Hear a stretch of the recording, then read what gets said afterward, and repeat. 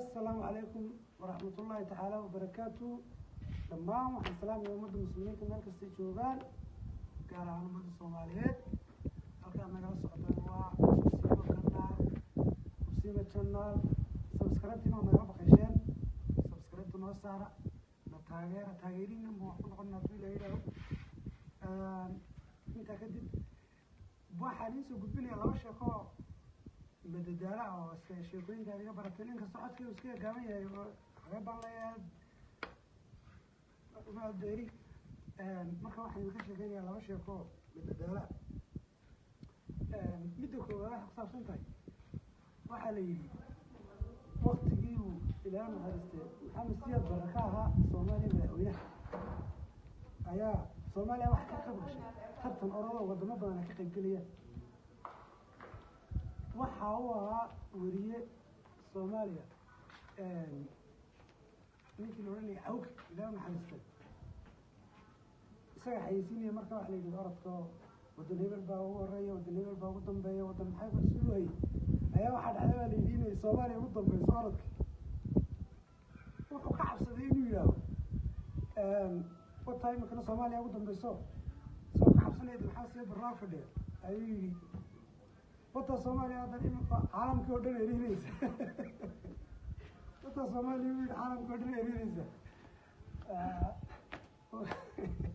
markaana waxa raaya jibro dhan ay riinaysa mid kale leeyahay mid kale ka sheeganaya waxa yiri fad iyadana ayaa waxay tagayeen dagaal inta dagaalka tigin baa waxay yiraahdeen tan seen ku weyn karnay inuu guuleysan in laga guuleysan islaayaro faalsay tigin waxa sheegay jirtay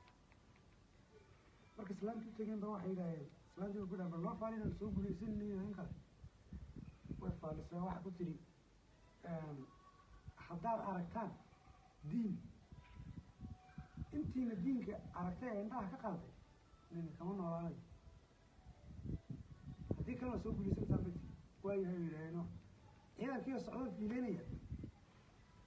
ayaa ugu dambeeyay fiilada xaq ugu dambeeyay ku jira ayaa diin sheed ka ayar gudub soo noqday shaarku iska bixiyay diinkii uu kor saaray ayar gudub warkaale waxaan tusay ciidanka dhan buu yeeray ciidanka dhan markii soo fariistaayeen baaya shaar ka qaaday diin la wada joogo haddii kale kaliya oo dhiman lahaa sheekooyinka intaas ku dhayihiin barnaamijyo kale oo aan soo wada ma maqni hadaan xogaas wax soo gelin waaya moodeen inaan maqanahay macal baraankeedii la sheegi jiray baan isku dayayaa wax walba waa isku dayay insha Allah taala marka sabab noo soconaysaan subscribe-kiina waa noodan waxaan dhiirigelin bay tahay oo inaan barnaamijyo wax baydin keeno ay yani suurtagelinaysa marka aan qiimka subscribe saaray idinkoo like saaray idinkoo comment ka bixiyay ummadda Soomaaliyeed ma ku ay igarabstaawe taageera annina ma weeliyo barnaamijyo dhacdooyinka taariikhaha waxyaabo badan oo soo wada. Wassalaamu calaykum wa rahmatullahi wa barakatuh.